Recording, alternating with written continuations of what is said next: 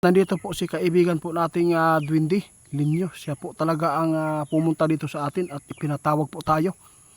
Parang kinakabahan po ako dito kaibigan. Ano po ang balita po natin ngayon? Sana po ay maganda po ito.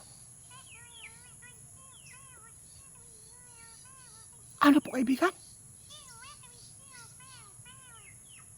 Patay na. Guys, may babala si kaibigan na kailangan po ninyong malaman po. Matagal na po daw itong gusto nilang sabihin. Ayaw po daw nilang masabi. Dahil po baka po ay magdulot lang ito ng pagpanik ng mga tao. Bakit po kaibigan?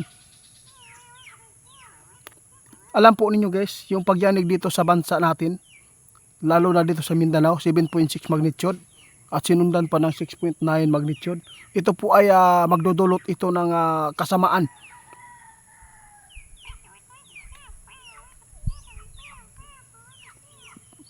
Bakit po kaibigan? Ano po ba nakikita po ninyo sa ilalim po ng dagat? Guys, naalala po ba daw ninyo? No, actual po daw itong nakita ng ating mga kaibigan noon guys. Million years, million na inactive itong volcano. Malapit ito sa Manila. Ano po? Bulkan na sinasabi po ninyo kaibigan. Pumutok na pala ito noon. Guys, na meron po nakita si kaibigan na hindi maganda po dito. Mula nang niyanig ang Mindanao po ng malakas na lindol at doon sa Cebu. Kung magpapatuloy po daw ito, ang pagyanig lagi dito sa atin, posible itong magising ang bulkan na pinakamalaking bulkan po dito sa buong mundo. Yung tinatawag na Apo-Laki. Apo-Laki. Ngayon lang ako nakarinig sa inyo yan kaibigan Matagal na po daw itong tulog guys, no? Nakaputok na po daw ito. Actual po daw nila nakikita pa nito nung pagputok guys, yung bulkan na ito guys. Kaibigan, ano po bang mangyayari? Ano po bang koneksyon po dito sa nangyayari po dito sa Mindanao? Guys, sabi ng ating kaibigan, kung magpapatuloy po daw ang pagyanig ng lindol diri sa Atoa, diri sa Pilipinas, posible itong magising.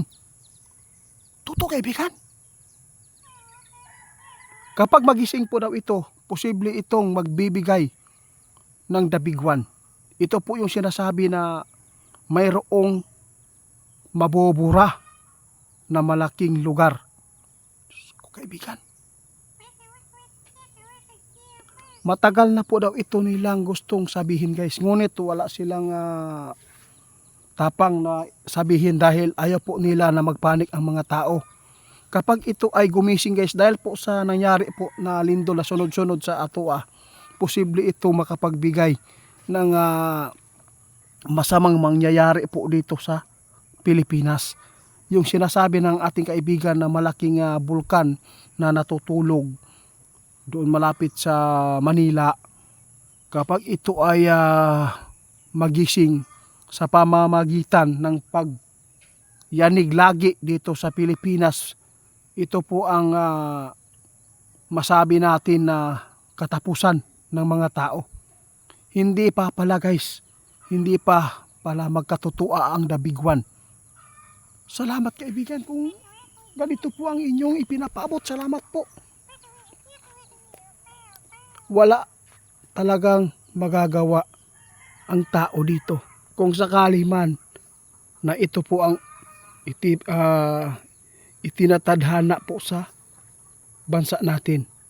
Basta ang sa atin lang ngayon guys, manalangin lagi. Before po tayo magtatanong pa kay kaibigan tungkol po dito sa bulkan na Apo-Laki na tinatawag.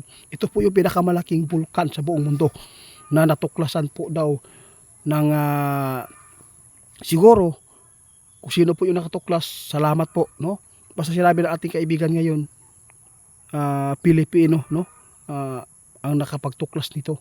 Kaya mag-ingat po tayo, sana ay hindi gumising ito guys. Kapag gumising daw ito, ang natatakutan ng ating kaibigan kung palaging niyanigin ng lindol ang Pilipinas, posible itong ma-active guys. Yun po ang nakakatakot. Kaibigan, kaibigan, Ano po? Muna akong giingon guys, no? Mayroon pala silang nakita ang mga duwende lagi guys. Kaya masabi po nila itiit, may unti-unting nabubuo sa ilalim ng dagat.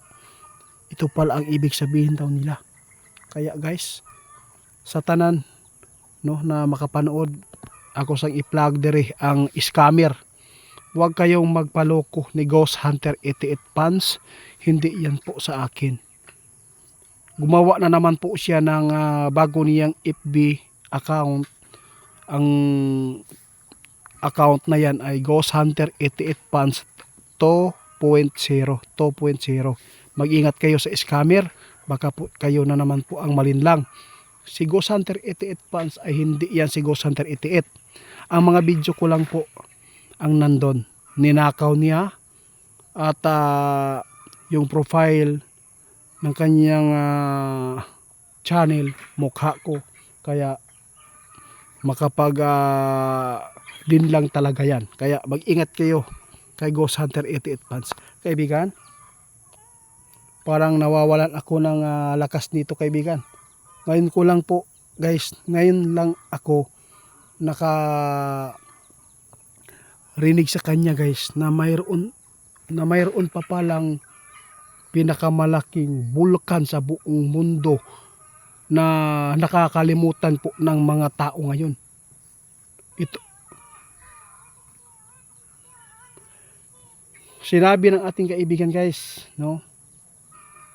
Hindi pa mangyari ang Dabiguan. Mangyari lang po daw ito guys kapag magising itong bulkan na tinatawag nilang Apo Laki.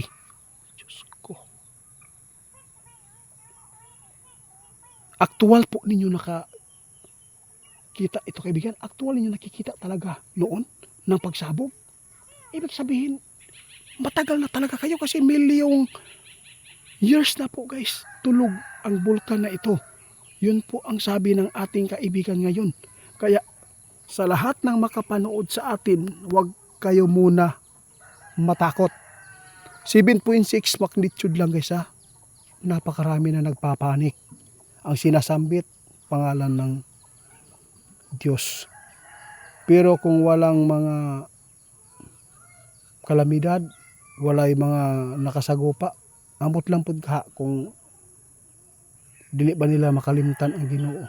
Maalala ra po ninyo kung magyanig, di ba? Kaibigan, salamat po. Dito natin guys nalalaman po ang katotohanan ngayon. Ang Dabiguan. Hindi pa masabi ng ating kaibigan na yung pagyanig ngayon ay posibleng magkaroon ng Dabiguan. Hindi pa. Kapag pala gumising yung Apo Laki na bulkan, ito po pala ang makapagbigay ng sus na ko po, kadelikado day ani kaibigan. Salamat kaibigan ha guys. Ipagpatuloy pa rin natin pagtatanong sa ating kaibigan tungkol po sa Apo Laki. Sana ay hindi ito magising